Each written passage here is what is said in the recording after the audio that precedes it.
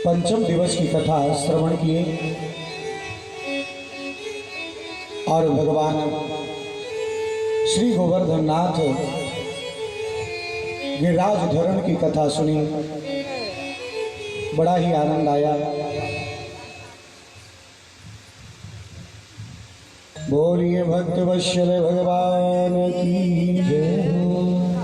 हाँ, हमारे कलमेश्वर से गोपाल भागवत परिवार के सदस्य आए हुए हैं। भगवान की दिव्य कथा में उनका स्वागत और इस व्यासपीठ से सभी को शुभाशीष प्रार्थना है कि भगवान उन सभी का उतना ही ज़्यादा कल्याण करें जो जितनी दूर से आते हैं। सभी लोग स्थान ग्रहण करें।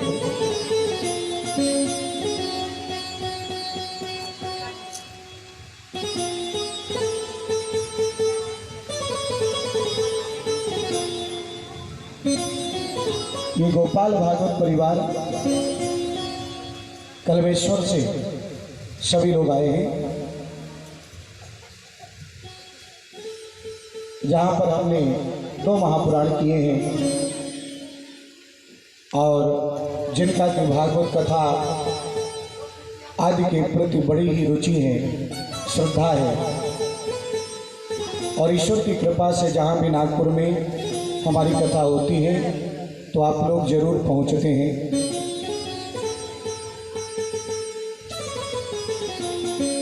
तो कल आप सभी लोगों ने बड़ी ही सुंदर भाव से भगवान की परम दिव्य कथा गोवर्धन भगवान की कथा सुनी। भगवान की अनेक बाल लीलाओं का दर्शन किया। आज हम सभी लोग गोविंद के श्री चरणों का ध्यान करते हुए परम आनंद के साथ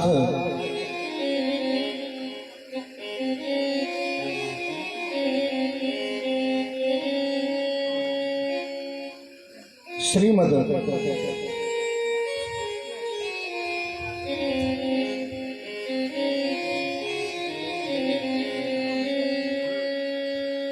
भागवत महापुराण की उन लीलाओं में प्रवेश करेंगे जिसमें आज भगवान के दिव्य विवाह की कथा होगी। बोलिए भक्त वत्सल भगवान की जय हो। बोलिए भागवत महापुराण की जय हो। सभी लोग एक बार हाथ उठा करके बड़े जोर से जयकारा लगाएंगे। जय जय श्री राधे, जय जय श्री राधे, जय जय श्री राधे श्याम। आहा, कल आप लोगों ने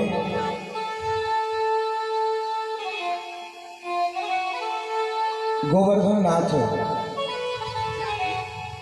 भगवान गोवर्धन जी के श्री चरणों में उनका पूजन किया और पूजन करने के बाद उनका दर्शन भी आप सभी को प्राप्त हुआ। कहते हैं 7 वर्ष के गोविंद ने, 7 वर्ष के गोपाल ने, भगवान कृष्ण ने गोवर्धन धारण की लीला संपन्न की थी।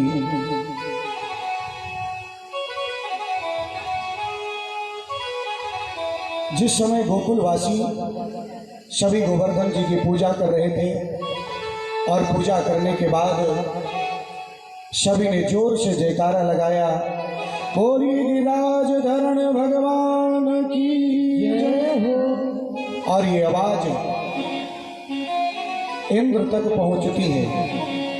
आप और हमारे जैसा थोड़ी जयकारा लगाया, बहुत जोर से लगाया था, इतनी जोर से कि आवाज बहुत दूर तक गई थी, स्वर्गलोक तक। आप लोगों की आवाज तो पूरी नटराज सोसाइटी में ही नहीं पहुंची होगी। बोलो जय श्री राधे। बोली गोवर्धन महाराज की जय हो। और जैसी ही आवाज इंद्र तक पहुंची, इंद्र को देख करके नारद जी ने कहा आपकी पूजा बंद और एक पर्वत की पूजा चालू होगी। बोलो जय श्री राधे। इंद्र इतना अहंकारी था कि उसने जैसे ही देखा कि मेरी पूजा तो बंद कर दी और एक पर्वत की पूजा प्रारंभ कर दी, तो मानो आज इंद्र ने गणं सावर्तकम नाम बादलों को आदेश दिया कि मानो पूरे ब्रजमंडल को बहा दिया जाए। बोलो जय श्री राधे। और जैसे ही पूरे ब्रजमंडल को बहाने के लिए आदेश दिया, सुखदेव जी महाराज राजा परीक्षित से कहते, राजन आज बिजली कड़कने लगती है और बड़ी जोर से आज मानो मूसलाधार बारिश प्रारंभ हो जाती है। जैसे ही झरझर करके बारिश प्रारंभ हुई, सुखदेव जी महाराज राजा परीक्षित से कहते, राजन आज जितने ग्वाल बाल हैं, ब्रजवासी हैं, गोप बालक हैं, सभी मानो दौड़ करके कन्हैया के पास गए। रे कन्हैया, ये बताओ अब इस इंद्र के कोप से हमारी रक्षा कौन करेगा? बोले आप सबकी रक्षा गोवर्धन महाराज ही करेंगे। बोलो जय श्री राधे। और जैसे उन्होंने कहा गोवर्धन महाराज ही हमारी रक्षा करेंगे, आप सभी लोग गोवर्धन जी के शरण में चलिए। सभी लोग गोवर्धन जी के श्री चरणों में जाते हैं, प्रणाम करते हैं और मेरे गोविंद आज गोवर्धन पर्वत को उठाना प्रारंभ करते हैं। और मेरे गोपाल ने सबसे छोटी उंगली पर गोवर्धन पर्वत को धारण किया। जितने गोप बालक हैं सभी लोगों ने अपनी अपनी लकड़ियां लाठियां जो है गोवर्धन जी में नीचे से लगा लिया। सुखदेव जी महाराज राजा परीक्षित से कहते हैं, राजा आज जानते हैं 7 दिन 7 रात्रि बड़ी भयंकर बारिश होती है, लेकिन उस बारिश में इतनी ज्यादा बारिश हुई, बादलों के अंदर का पानी पूरा खत्म हो गया। लेकिन जैसे इंद्र ने देखा तो ब्रजमंडल में धूल उड़ रही है। बोले धूल क्यों उड़ रही है? तो कहते हैं जब बारिश प्रारंभ हुई तो भगवान का एक तरफ सुदर्शन चक्र जो है जल को सुखा रहा है और दूसरी तरफ महात्मा अगस्त ऋषि जो है ना आज उस जल का पान कर रहे हैं। बोलो जय श्री राधे। और जैसे महात्मा अगस्त जो है जल का पान कर रहे हैं, किसी ने पूछा अगस्त महाराज इतने तेजवान हैं कि पूरा जल पी गए? बोले हाँ। बोले ये वही अगस्त महाराज हैं जिन्होंने 3 ही अंजलि में पूरा जल का पान कर लिया था। बोलो जय श्री राधे। समुद्र का ऐसे अगस्त महाराज हैं, बड़ी तपस्वी हैं। तो आखिर बोले इन्होंने पान क्यों किया? बोले कहते हैं ये त्रेता युग की कथा है। जिस समय माता जानकी लंका में थी तो माता जानकी ने मनी मन एक प्रतिज्ञा किया था कि अगर मैं यहाँ से अपने देवर और अपने पति के साथ सकुशल वापस अयोध्या पहुँच जाऊंगी तो निश्चित रूप से मैं प्रत्येक दिन अपने हाथों से ही भोजन बना करके और एक ब्राह्मण को जरूर भोजन कराऊंगा। और उनका ये रोज का नियम हो गया। और जैसी माता जानकी का रोज का नियम हो गया तो जिन ब्राह्मण को भोजन कराती हैं वो बड़ी ही जल्दी ब्राह्मण देवता भोजन करके उठ जाते हैं। माता जानकी को लगता है कि कोई ऐसा ब्राह्मण मिले जो भरपेट इतना भोजन खाए कि मैं संतुष्ट हो जाऊं।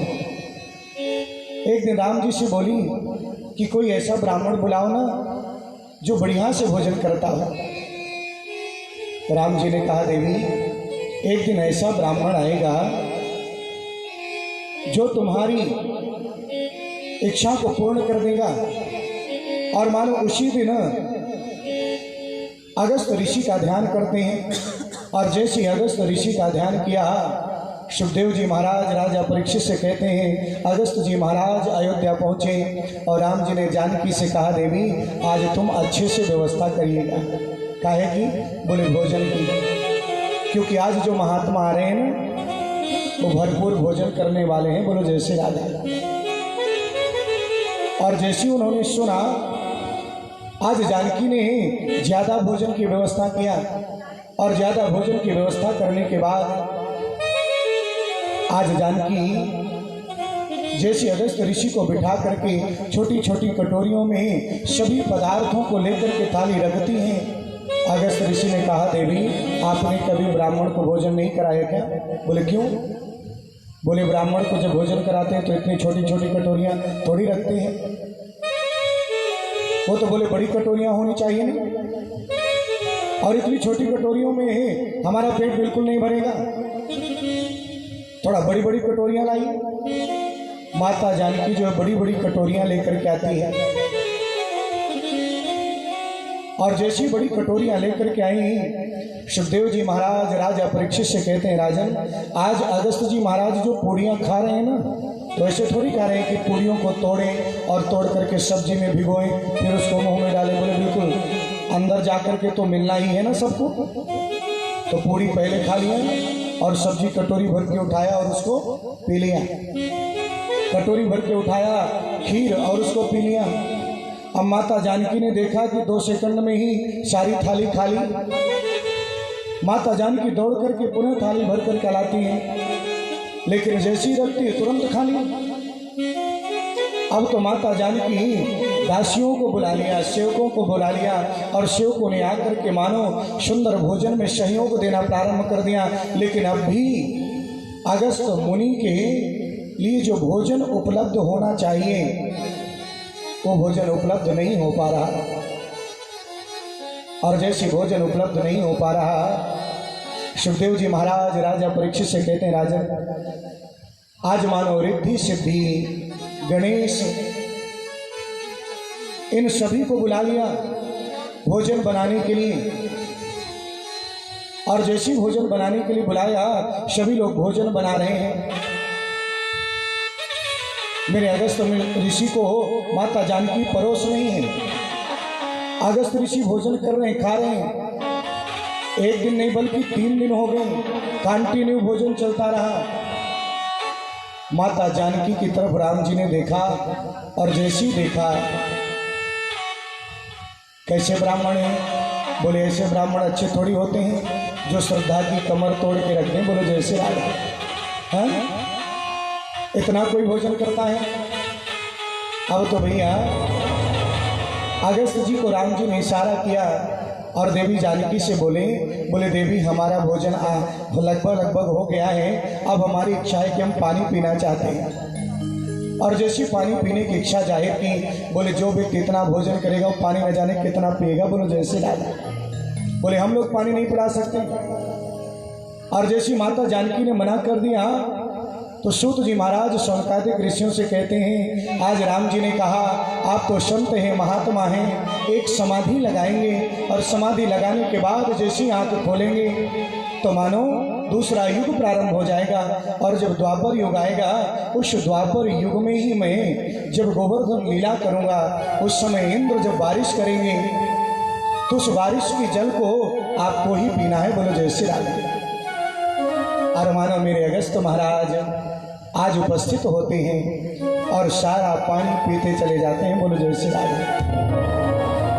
लेकिन इंद्र को आज विश्वास हो गया कि ये तो साक्षात नारायण है, क्योंकि नारायण के सिवा ऐसी लीला कोई कर ही नहीं सकता है।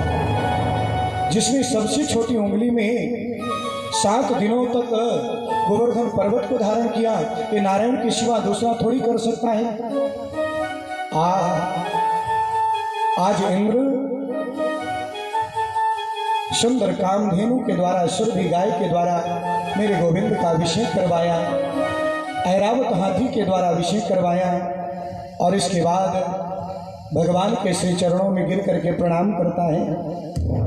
भगवान कहते हैं, इंद्र मैं तुम्हें क्षमा कर देता हूँ कि विशुद्ध सत्वम तवेधाम शांतम तपोमयम स्थिरजस्तमसिकम मायामयोऽयं गुणसंप्रवाहो न विद्यते ते गृह्णानुगतिः। अनुबंध। हे गोपाल, हे माधव, मुझसे बहुत बड़ी गलती होगी और सबसे बड़ी गलती होगी कि मैंने अपने आप के भक्तों को तकलीफ पहुंचाया। सुखदेव जी महाराज राजा परीक्षित से कहते हैं, राजन, आज मानो भगवान उसको क्षमा करते हैं और कहते हैं मैं तुम्हें इस बात से क्षमा कर रहा हूँ क्योंकि 7 दिनों तक सारे भक्त जितने गोकुल के भक्त हैं सब मेरे पास थे। अगर मेरे पास नहीं होते तो शायद मैं तुम्हें क्षमा कभी नहीं करता, और भक्तों को जो मेरी तकलीफ देता है वो क्षमा के योग्य होता भी नहीं है। सुखदेव जी महाराज राजा परीक्षित से कहते हैं, राजन, आज जैसी क्षमा किया अनंत आशीर्वाद इंद्र ने प्राप्त किया और मानो आज भगवान की बड़ी सुंदर स्तुति करता है और जैसी गोपाल की स्तुति करता है। गोविंद हमारे जीवन पर हमेशा कृपा बरसाए रखना, यही आपसे प्रार्थना है।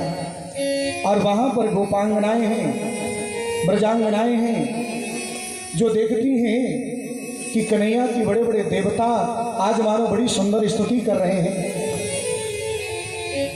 मेरे गोपाल का स्वरूप भी बड़ा सुंदर है उस समय, और हाँ, जिनकी लट जो है घुंघराली है, कानों में सुंदर कुंडल हैं, ऐसी ही एक सुंदर गोवर्धन पर्वत का ही जो एक शिखर है, उस शिखर पर मानो मेरे दीनानाथ गोपाल आज बैठे हैं, जहाँ पर देवता और स्वयं गोपांगनाएं भी भगवान की बड़ी सुंदर स्तुति कर रहे हैं। बोलिए भक्त वत्सल भगवान की जय। मोरे मुकुट वाले, बड़े श्रद्धा भाव से ताली बजाएंगे जोर से। और मानो जो मोर का मुकुट धारण किए हुए हैं, कानों में कुंडल धारण किए हुए हैं और जिनकी घुंघराली लट है, ऐसे गोवर्धन नाथ भगवान के मानो सभी लोग स्तुति कर रहे हैं। मोरे मुकुट वाले, कजरारी लट वाले, मोरे मुकुट वाले, घुंघराली लट वाले, हो अपना चंदा सा मुखड़ा दिखाए जाए, अपना चंदा सा मुखड़ा दिखाए जा। मोरे मुकुट वाले, कजरारी लट वाले, मोरे मुकुट वाले, कजरारी लट वाले, हे अपना चंदा सा मुखड़ा दिखाए जा, अपना चंदा सा मुखड़ा दिखाए जा। मोरे मुकुट वाले, घुंघराली लट वाले, घुंघराली लट वाले, जय हो।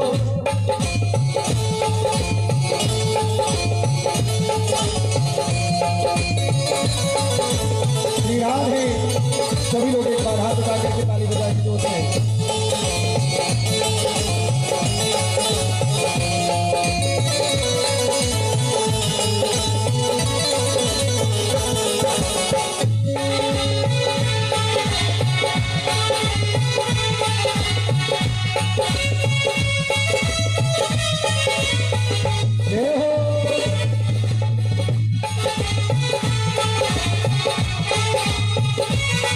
और मानो क्या कहते हैं भक्त, तुम बिन मोहरे चैन पड़ेगा, तुम बिन मोहन चैन पड़ेगा, तुम बिन मोहन चैन पड़ेगा, तुम बिन मोहन चैन पड़ेगा, नैनों से उलझा ये है नैना, नैनों से उलझा ये है नैना, हमारी हमारी अखियाँ बीच समाए जा, मेरी अखियाँ बीच समाए जा।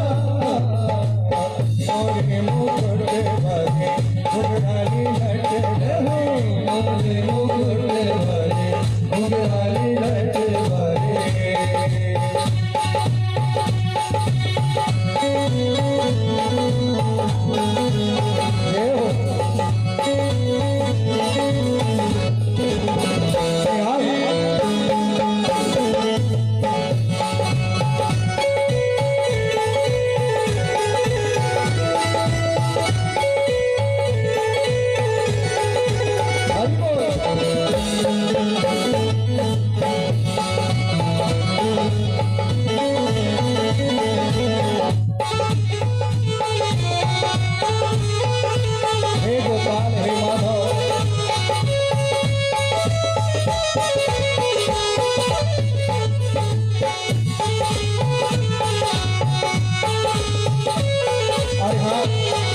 कन्हैया बेदर्दी तो है दर्द नया में, बेदर्दी तो है दर्द नया में, काहे जले पे नौन लगावे, काहे जले पे नौन लगावे, हो जा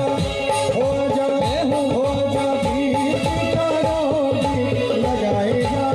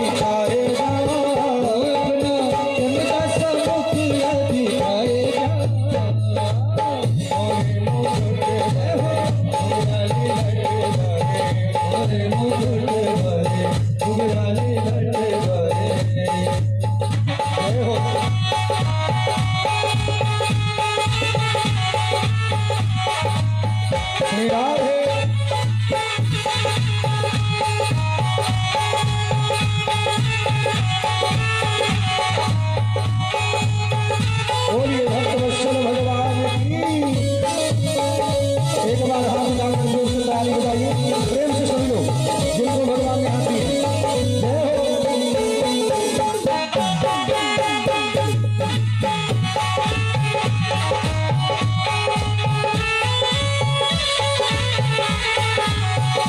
और आज मानो गोपियों का भाव है, हे गोपाल अगर प्रीति लगाई है तो जीवन में इस प्रीति को निभाना जरूर बोलो जैसे आगे।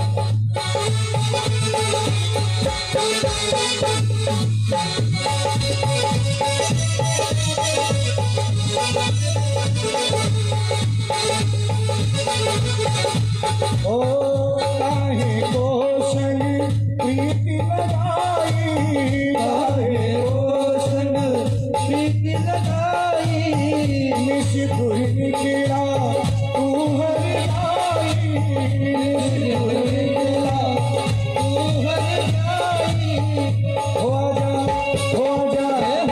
जा श्याम पिया अब आएगा, श्याम पिया अब आएगा, और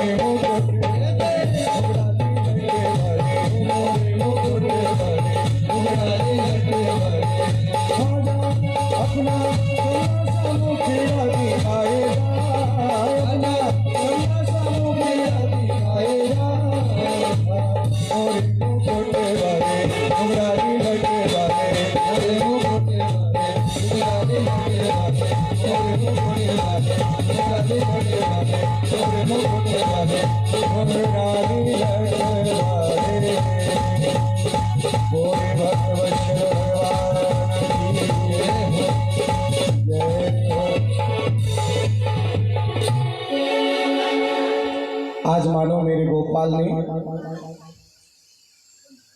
इंद्र को सुंदर ज्ञान दिया, और ज्ञान देने के बाद आज भक्ति का रंग चढ़ा करके इंद्र ने एक बहुत बड़ी बात कही, गोविंद मेरा जो पुत्र है अर्जुन उसकी रक्षा आपको हमेशा करनी है।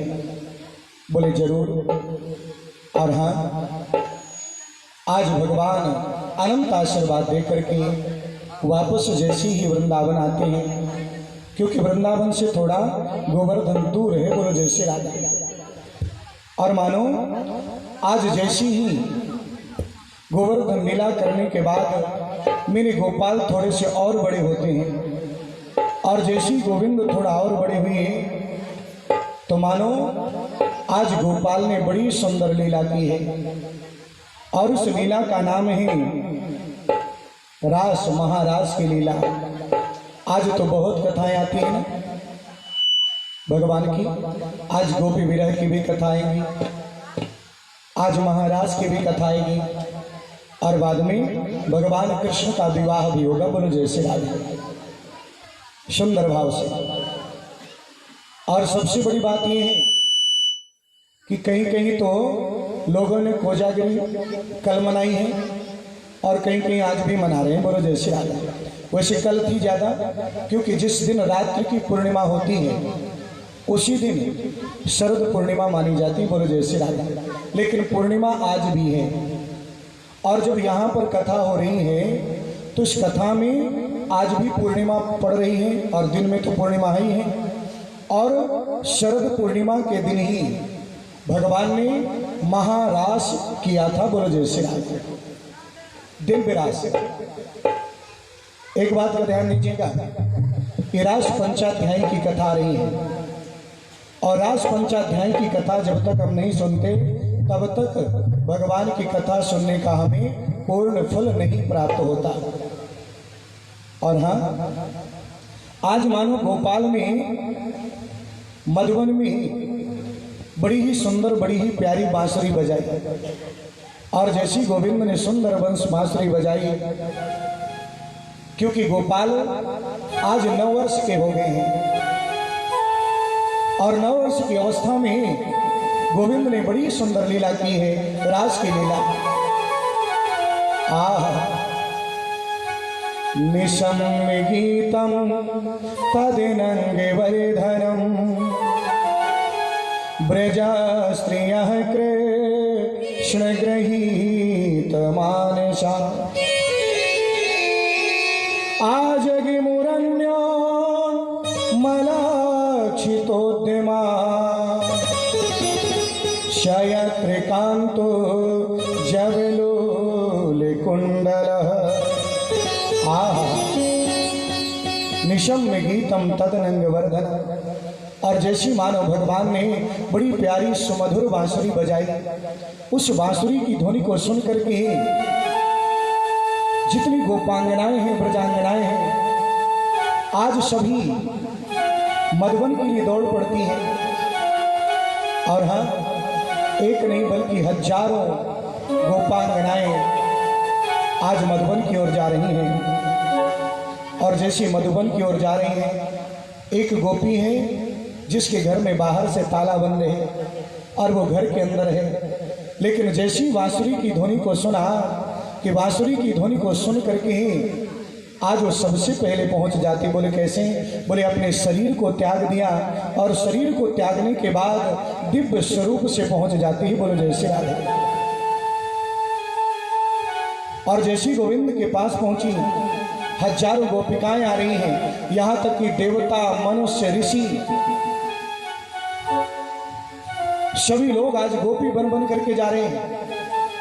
वो ऋषि भी जा रहे हैं जो राम जी के समय में माता जानकी के साथ राम जी का दर्शन किया था तो उनके मन में भाव जगा था, कभी जानकी की तरह हम भी भगवान के पास खड़े हो सकते हैं क्या। और मानो वो भी ऋषि मुनि महात्मा रास का आनंद लेने के लिए सभी लोग गोपी बन बन करके वहां पहुंच रहे हैं। और मेरे गोपाल ने आज बड़ा ही सुंदर स्वागत किया। स्वागतम वो महाभागा प्रिय किम करिमाणि वह ब्रजस्यानामयं क्वचित् ब्रूतागमनकारिणम्। हे देवियाओं, आप लोगों का बहुत बहुत स्वागत है, अभिनंदन है और आपसे प्रार्थना है आप पधारी बहुत अच्छा थी। लेकिन देखिए ना, ये चांदनी रात में ये मधुबन कितना सुंदर लग रहा है, ये मधुबन कितना शोभायमान है और इसकी सुंदरता मानो बड़ी ही अलौकिक है। चांदनी रात, शरद पूर्णिमा की जो रात्रि होती है ना, सबसे चांदनी रात्रि होती है, सबसे बड़ी, क्योंकि इसी दिन चंद्रमा पूर्ण कलाओं से होता है। अब आपको लगता होगा कि शरद पूर्णिमा को चंद्रमा सबसे ज्यादा पूर्ण कलाओं में क्यों रहता है? उसका कारण है, जब समुद्र मंथन हुआ था ना, तो समुद्र मंथन के समय शरद पूर्णिमा को ही माता लक्ष्मी और चंद्रमा एक साथ निकले थे। बोलो जैसे राधा। जैसे हम लोग दीपावली को लक्ष्मी पूजा करते हैं ना, बंगाल में आप जाइए, कलकत्ता वगैरह में, तो लक्ष्मी पूजा शरद पूर्णिमा को ही होती है। बोलो जैसे राधा। क्यों? क्योंकि शरद पूर्णिमा के दिन ही माता लक्ष्मी ने अवतार लिया था, जन्म लिया था समुद्र से, और ये माता लक्ष्मी की जन्म का दिन है। बोलो जय श्री राधे। आज का दिन बोलिए लक्ष्मी माता की जय हो। तो आज लक्ष्मी की प्रकट का दिन है, ध्यान दीजिएगा। अब कुछ लोगों के मन में बात चल रही होगी कि जब लक्ष्मी का प्रकट का दिन आज है, तो फिर दीपावली को भगवत माता लक्ष्मी का पूजन क्यों किया जाता है? बोलो जय श्री राधे। दीपावली को माता लक्ष्मी का पूजन इसी बेस पर होता है, क्योंकि उस दिन मेरे राम रघुवीर रावण को मार करके वापस अयोध्या आए थे, और उनके लिए दीपदान हुआ था। और दीपदान जब हुआ था तो सारे देवता वहां पर अयोध्या पर आए थे और भगवान राम का स्वागत किए थे। पर ब्रह्म परमात्मा है, और उन्हीं के उपलक्ष्य में मानो 15 दिन बीतने के बाद जो अमावस्या आती है, उस दिन ही सभी लोगों ने, क्योंकि उससे पहले जब तक राम वापस नहीं आए 14 वर्ष तक, तब तक अयोध्या में एक दीपक भी नहीं जला था। जब तक राम अयोध्या में वापस नहीं आए, तब तक अयोध्या में किसी का विवाह नहीं हुआ था। जब तक राम अयोध्या में वापस नहीं आए, तब तक किसी के यहाँ कोई उत्सव नहीं हुआ था, किसी की बेटी की शादी तक नहीं हुई थी। बोलो जय श्री राधे। और एक बात और यहाँ पर ध्यान आ रही है, आप लोग बोलते हैं ना कभी कभी कि भगवान राम जैसा राज्य आना चाहिए। एक बात ध्यान दीजिएगा, राम राज्य की स्थापना इसलिए हुई थी उस समय, क्योंकि उससे पहले 14 वर्ष तक भगवान राम की खड़ाऊं जरूर थी, लेकिन उस राज्य को भरत जी ने चलाया था। बोलो जय श्री राम। रामचरितमानस में लिखा है कि 14 वर्ष तक विवाह नहीं हुआ था किसी का, वहां कोई बच्चा जन्म नहीं लिया था, लेकिन 14 वर्ष तक भरत जी के राज्य में कोई व्यक्ति मरा भी नहीं था। बोलो जय श्री राम। ये सबसे बड़ा दुनिया का आश्चर्य है,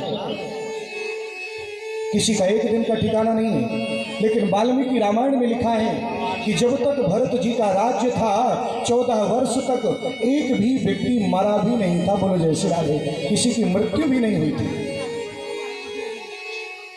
और राम जी से कहा था भरत जी ने, ये आपका राज्य मैं समर्पित करता हूं, और देख लीजिए आपकी प्रजा एक भी कम नहीं हुई, ना ज्यादा हुई। बोलो जय श्री राधे। ये भरत महाराज की तपस्या थी, और भरत जैसे त्यागी संत महात्मा का दिया हुआ जो राज्य राम ने उपभोग किया, तभी जाकर के उन्होंने राम राज्य की स्थापना कर पाए। बोलो जय श्री राधे। भरत जैसे संत के कारण, और तब मानो पूरे राज्य में नहीं, पूरे बल्कि ब्रह्मांड में दीप प्रज्वलित किया गया। और उसी समय लोग बागों ने जो लक्ष्मी जी का ये दिन था ना, उसको दीपावली के दिन ही, अमावस्या के दिन ही लक्ष्मी पूजन के रूप में स्वीकार करते हैं। और इसलिए हम सभी लोग लक्ष्मी पूजन कब करते हैं? अमावस्या के दिन करते हैं। बोलो जय श्री राम। वैसे लक्ष्मी माता समुद्र मंथन से आज के ही दिन निकली हुई थी। बंगाल में कभी भी जाइए आप, पता लगा लीजिएगा, बंगाल में आज के ही दिन माता लक्ष्मी की पूजा होती, जैसे हम दीपावली के दिन करते हैं। सभी लोग अपने बही खाते जितना भी है, सब आज के ही दिन पूजा करते हैं। और हाँ, आज मानो स्वागत किया भगवान ने। देवियों, आप सभी का बहुत बहुत स्वागत है, अभिनंदन है, पधारी। और जैसी ही देवियां देखिए चांदनी रात में कितनी सुंदर लगती है ये छटा, ये मनोहर स्वरूप, ये मधुवन।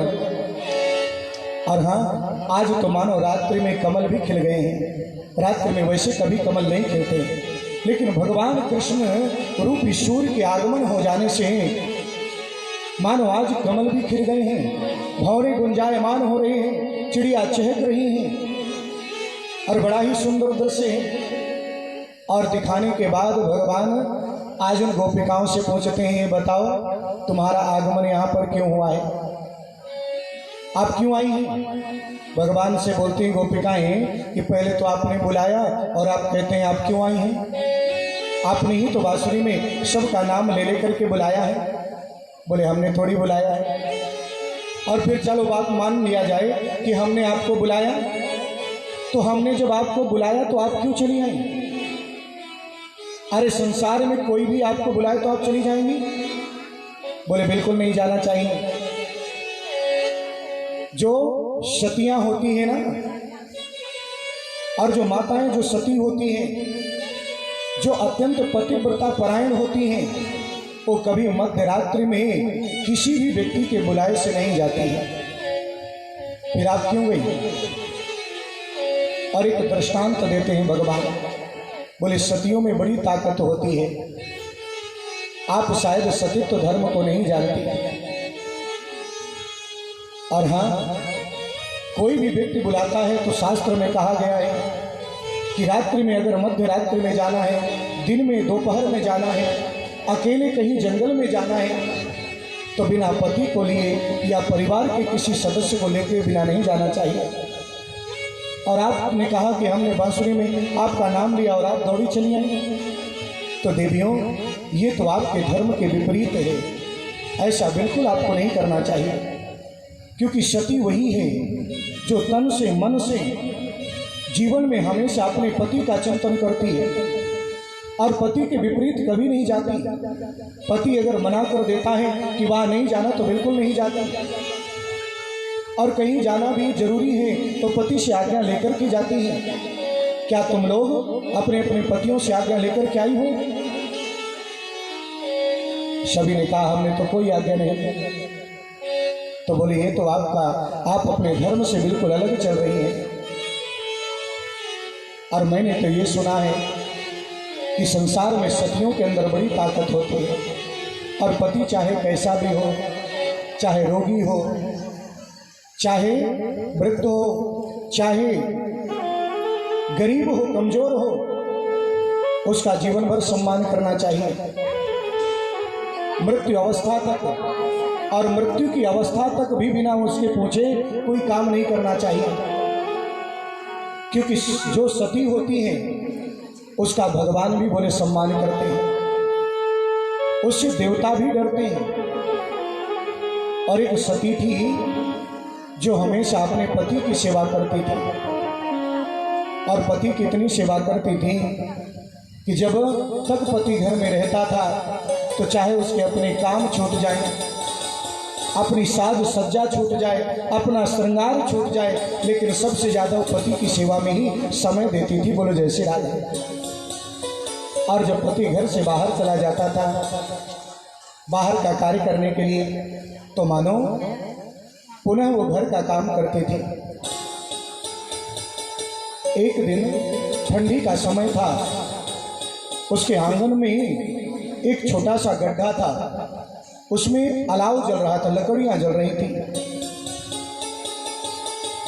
और जैसे ही उसका पति आता है तो संयोगवश उसने अपने पति का स्वागत किया, और स्वागत करने के बाद आज मानो उसको भोजन कराया। और जैसे वो भोजन करता है तो इतना थक जाता है कि अपनी पत्नी की ही गोद में सर रख करके सो जाता है। बोलो जय श्री राम। और जब सो जाता है तो पत्नी चुपचाप बैठी रहती कि इनकी नींद में दिक्कत ना आए। लेकिन उसी समय उसका 8 महीने का बालक था जो घुटनों के बल चल रहा था। बोलो जय श्री राम। और घुटनों के बल चलती चलती वो अग्नि मंडप की ओर जा रहा है, जहां पर आग जल रही थी।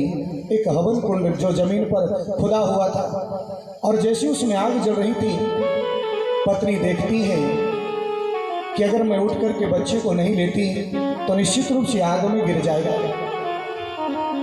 और अगर पति बच्चे को लेने जाती हूँ तो मेरे पति की नींद टूट जाएगी, उनकी सेवा में विघ्न आ जाएगा, आखिर मैं क्या करूं।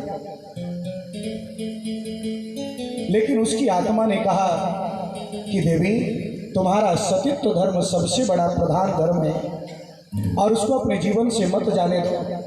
तो आखिर करके मैं वहां पर बैठी रही और मेरा जो बेटा है खेलते खेलते उस कुंड के पास जाकर के धड़ाम से उस कुंड में आग के जलते हुए कुंड में गिर जाता है। और लेकिन जैसे ही गिरता है उस देवी के हृदय में बड़ी जोर की ठोकर जाती है और आंखों में अश्रुधारा बहने लगी, और मानो एक बूंद जो है अश्रुधारा उसके पति के चेहरे पर गिरती है, और जैसी पति के चेहरे पर गिरी तो मानो उसका पति उठ जाता है। और उसके पति ने जैसी अपनी पत्नी की ओर देखा, देवी आप रो रही, क्या कारण है, क्यों रो रही हैं? और जैसे उसने देखा कि मेरा पति जग गया, दौड़ करके जाते उस यज्ञ कुंड के पास, और शास्त्र में लिखा है सुतम पतंतम प्रसमीक्ष्य पावके नवोधयामास पतिम पतिव्रता सा विभयेन पीड़िता हुताशनशन दनिपंक शीतल। और मानो आज जब उसका बेटा गिर जाता है ना, तो संयोग ऐसा होता है कि वह अग्नि देवता उस सती के सतीत्व से डर करके, आग तो बड़ी जोर से जल रही है लेकिन उस बालक को एक आंच तक नहीं लगती, उस जलती हुई आग में भी वो किलोल कर रहा था, खेल रहा था। बोलो जैसे राधे।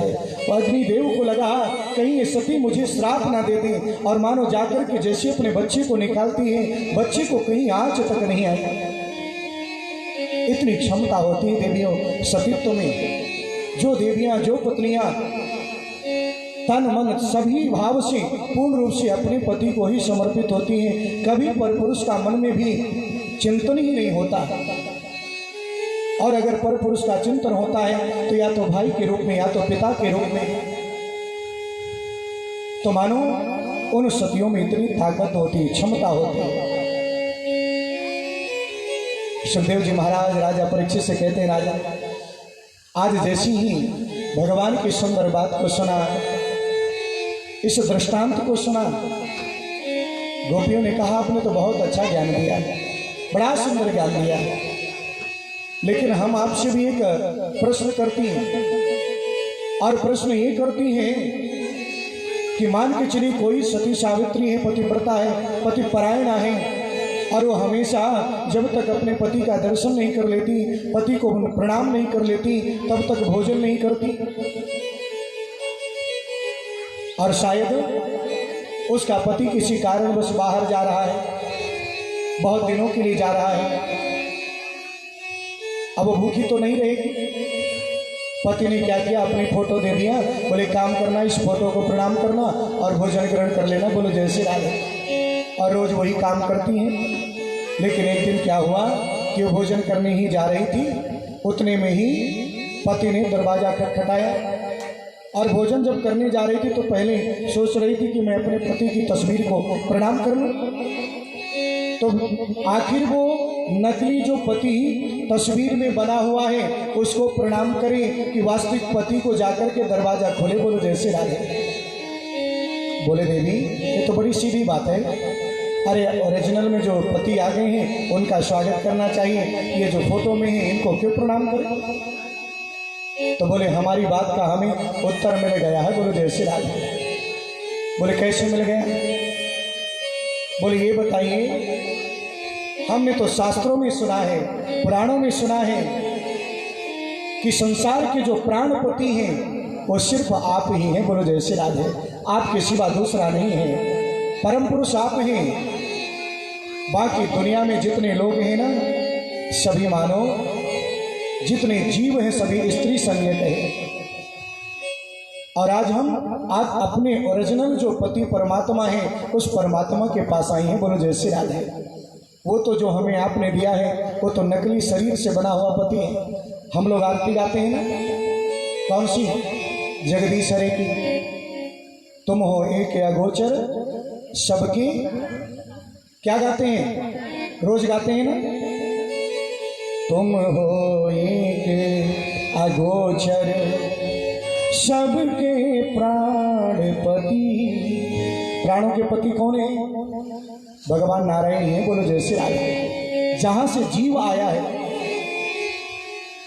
और जहां से जीव आया है उसी परमात्मा का जब आप दर्शन हो रहा है तो साज परमात्मा को हम क्यों छोड़े? ये तो स्त्री पुरुष होना ये तो शरीर का लक्षण है। बोलो जय श्री राधे। आत्मा का लक्षण नहीं है। आत्मा तो आपसे ही बिछुड़ करके आई है और आज आपसे आत्मा ही मानो मिलने के लिए आई है। बोलो जय श्री राधे। और ये जो रास है ना, महारास, इसको बहुत से लोग जो अज्ञानी हैं वो दूसरे दृष्टि से देखते हैं। ये जो मिलन है ईश्वर का मिलन है, ये आत्मा और परमात्मा का मिलन है। बोलो जय श्री राधे। जीव और परमात्मा का मिलन है और कुछ नहीं है। और मानो आज जैसी गोपिकाओं ने बड़ा सुंदर उत्तर दिया। बोलो जय श्री राधे। सुखदेव जी महाराज राजा परीक्षित से कहते हैं, राजन आज जानते हैं आज जितनी गोपांगनाएं हैं ब्रजांगनाएं हैं, कन्हैया से कहती कन्हैया हमें तो आज महाराज करना है। और जितनी गोपांगनाएं हैं भगवान ने उतने ही स्वरूप धारण कर लिए। और जैसी स्वरूप धारण करने के बाद आज मानो गोपिकाओं के साथ मेरे गोविंद जैसे ही नृत्य करने लगे तो नृत्य करते ही अचानक गोपियों के अंदर थोड़ा अहंकार आ गया। बोलो जय श्री राधे। और अहंकार किस बात का है? अगर किसी व्यक्ति को कोई चीज प्राप्त हो जाती है बड़ी सरलता से तो कभी कभी उसको लगता है ये तो बड़ा ही सरल है और हाँ उसकी वो कद्र करना छोड़ देता है। बोलो जय श्री राधे। और जितनी गोपांगनाएं हैं वो सभी सोचने लगी कि शायद हम बड़ी सुंदर हैं, बड़ी श्रेष्ठ हैं, तभी भगवान हमारे साथ नृत्य कर रहे हैं। और जैसी भगवान ने अंतर हृदय के भाव को समझा तो मानो गोपाल उसी क्षण राधा रानी के साथ और वहां से अंतर ध्यान हो जाते हैं। और जैसी गोपाल अंतर ध्यान हुए, जय हो, आज सभी गोपिकाएं विलाप करने लगती हैं। और इधर जब राधा रानी के साथ मेरे गोविंद जा रहे थे तो राधा रानी को भी अहंकार आया कि शायद हम सबसे श्रेष्ठ हैं। तो राधा रानी ने कहा एक काम करो, हमसे पैदल नहीं चला होगा। बोले क्या करें? बोले काम करो, हमें अपने कंधे पर बिठाओ और फिर हमें लेकर के जाओ। कन्हैया बोले ठीक है। और जैसी कंधे पर बैठने के लिए आज राधा रानी जाती हैं उसी क्षण गोविंद वहां से अंतर ध्यान हो जाते हैं। अब जितनी गोपांगनाएं हैं ब्रजांगनाएं हैं सभी मानो भगवान के वियोग में चारों तरफ भटक रही है मधुबन में। कोई किसी लता से पूछता है, कभी पीपल से पूछता है, कभी तुलसी से पूछता है, कभी यमुना से पूछता है कि कहीं तुमने मेरे कन्हैया को तो नहीं देखा, गोपाल को तो नहीं देखा। और मानो सभी गोविंद को ढूंढ रही है, विलाप कर रही, रुदन कर रही है। मुरली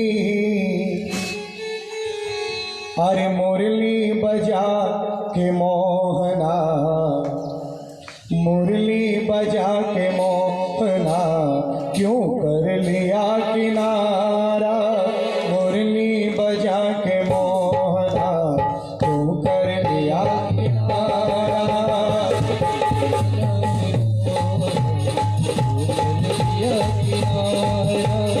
मुरली बजा के मोहना क्यों कर लिया किनारा।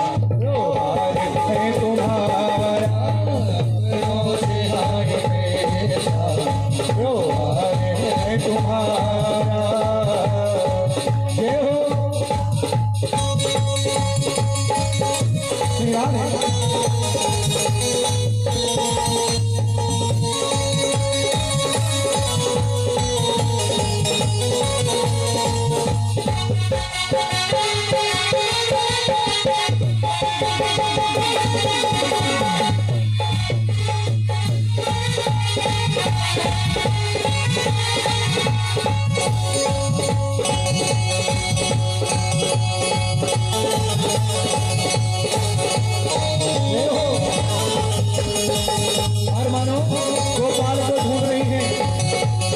ढूंढा गली गली में, खोजा डगर डगर में, ओ ढूंढा गली गली में, खोजा डगर डगर में। मन में मन में हो मन में यही लगन है, हरि बोल तुम्हारा मन में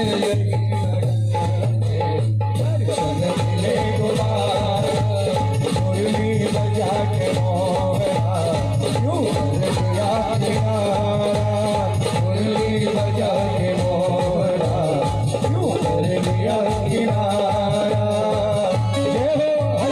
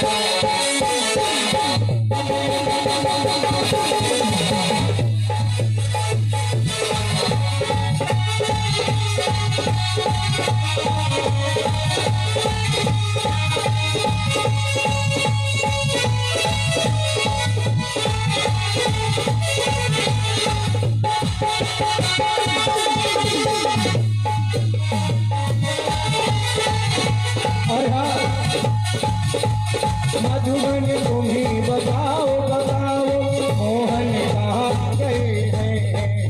मधुबन तुम ही बताओ, मोहन कहाँ गए हैं। मधुबन तुम ही बताओ बताओ, मोहन कहाँ गए हैं। ओ मधुबन तुम ही बताओ, मोहन कहाँ गए हैं। हाँ से हो से झुलस गया है वो बदन तुम्हारा, से झुलस गया है वो बदन तुम्हारा। मुरली बजा के मोहरा, वो कर दिया किनारा, मुरली बजा के मोहरा, वो कर दिया किनारा। जय हो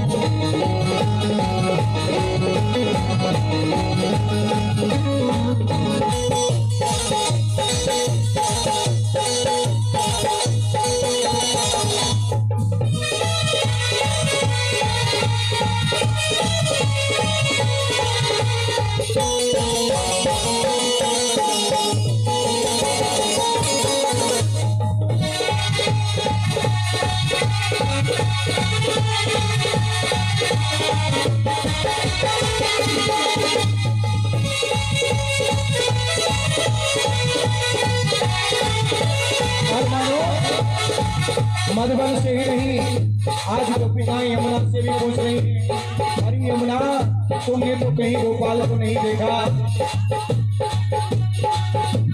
यमुना तुम ही बताओ बताओ, चलिया कहाँ गया है। यमुना तुम ही बताओ बताओ, चलिया कहाँ गया है। यमुना तुम ही बताओ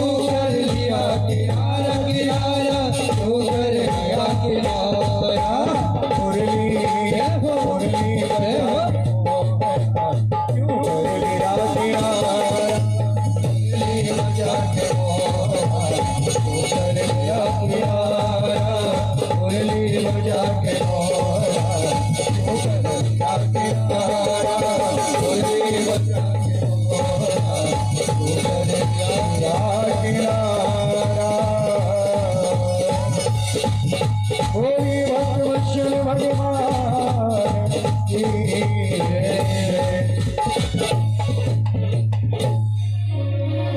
जय जय श्री राधे, जय जय श्री राधे श्याम। लगता है खोजागिरी की खीर कम खाई है, हाथ नहीं उठ रहे हैं, जोर से हाथ उठाना चाहिए।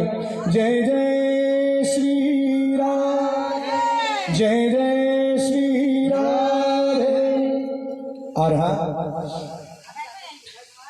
और मानो सुखदेव जी महाराज राजा परीक्षित से कहते हैं, राजन आज सभी गोपिकाएं भगवान को ढूंढ रही हैं, और जैसी गोपाल को ढूंढ रही हैं, कोई मधुबन से पूछ रहा है, कोई यमुना से पूछ रहा है, कोई पीपल से पूछ रहा है, कोई तुलसी से पूछ रहा है कि कहीं तुमने लाला को तो नहीं देखा।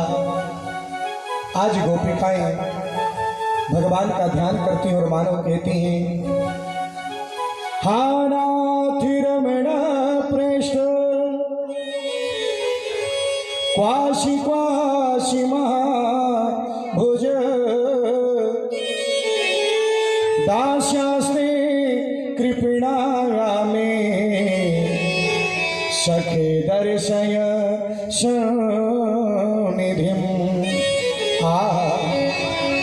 हे गोपाल, हम तो अब आपकी दासी हैं, एक बार कृपा करिए, हमसे बहुत बड़ी गलती होगी। और मानो सुखदेव जी महाराज राजा परीक्षित से कहते हैं, राजन आज गोपिकाओं ने बड़ी सुंदर गोपी स्तुति की। जयति तेधिकं जयमना व्रज श्रयत इंदिरा शाश्वदात्रहि।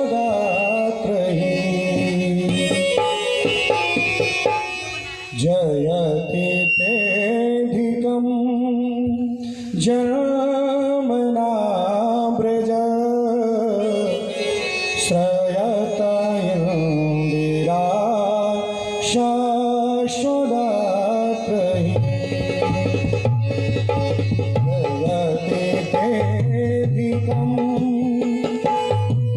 जयमना व्रज श्रयत इंदिरा शाश्वदात्रहि। ललितदेशिता दीक्षुता विटा शव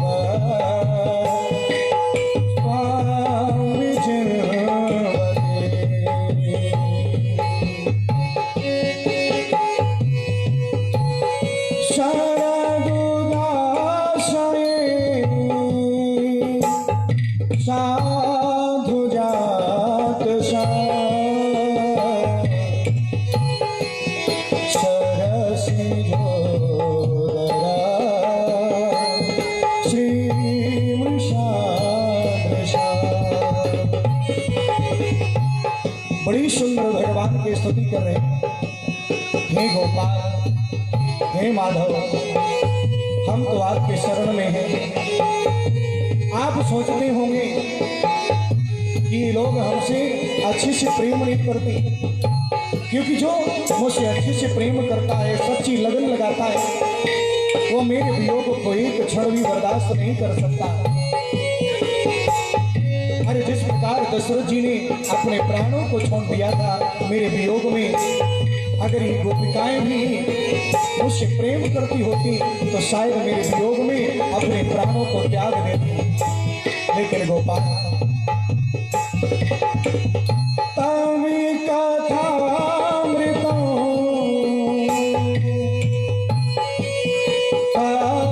तत्त्वजीवनम् अभिभिरीडितं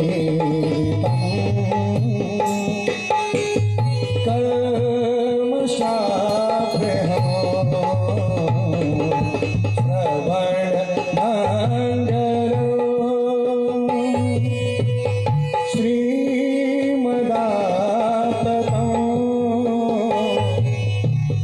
को भी ग्रहणोदिते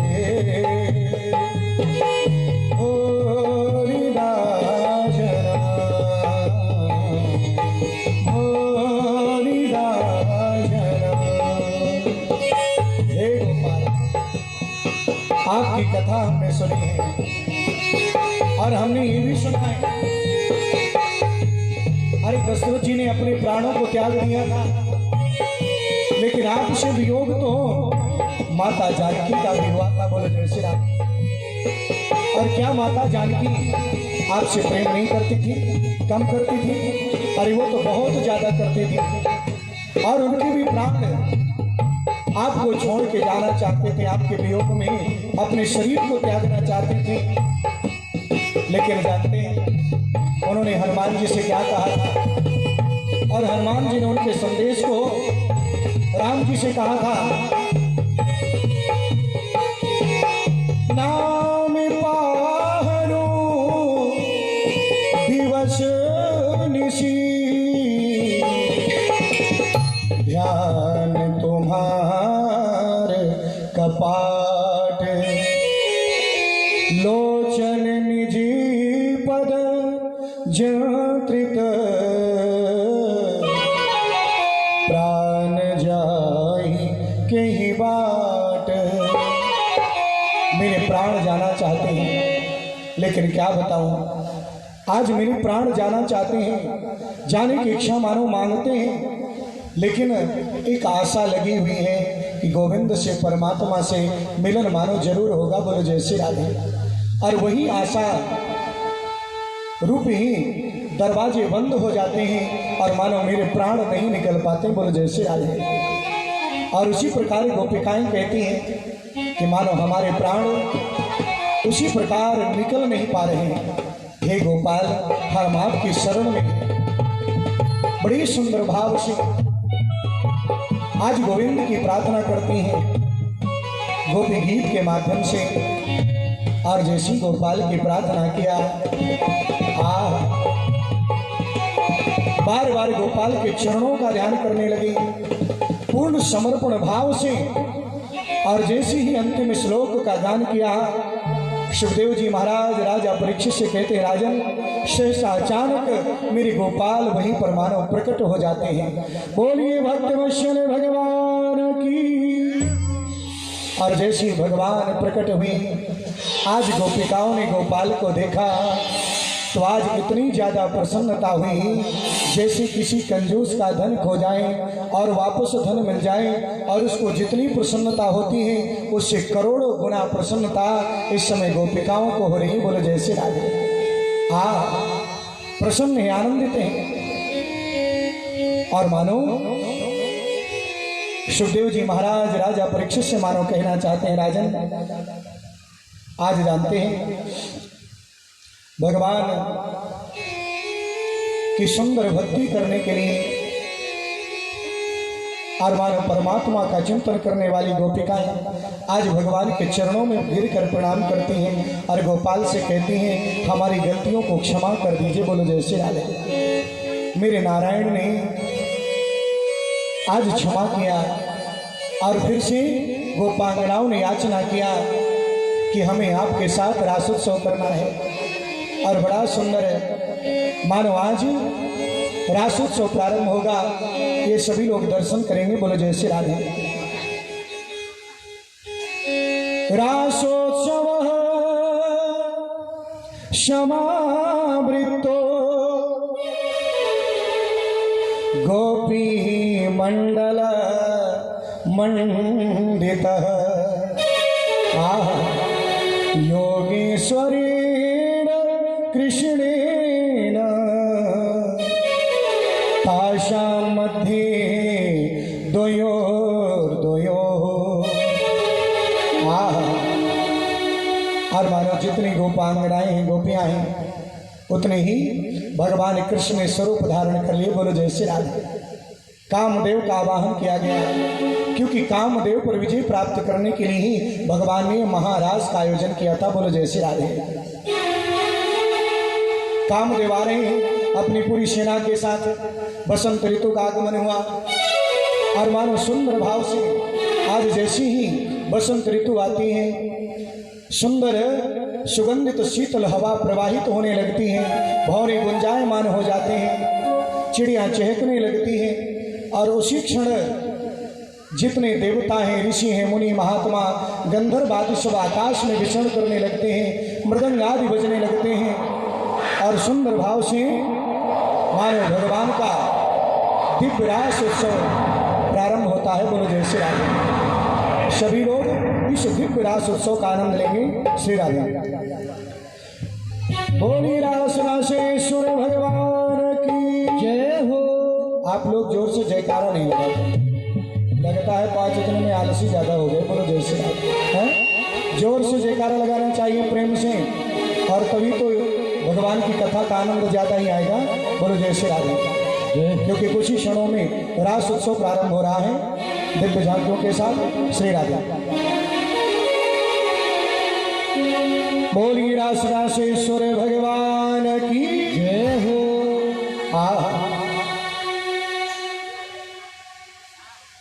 बोली भक्त वत्सल भगवान की जय हो।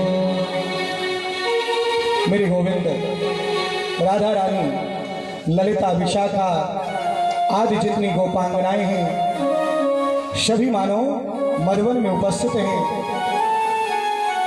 और इंद्रादि देवता मानो सुंदर मृदंग आदि बजा रहे हैं। बड़ा सुंदर उत्सव आज प्रारंभ हो रहा है। बोलो जय श्री राधे। बोली रास रासेश्वर भगवान की जय हो। और बड़ा दिव्य आज रास उत्सव मानो प्रारंभ हो रहा है, उसका दर्शन करेंगे सभी लोग श्रद्धा और भावना के साथ।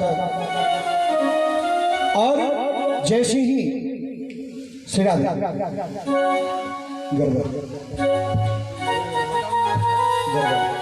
बजे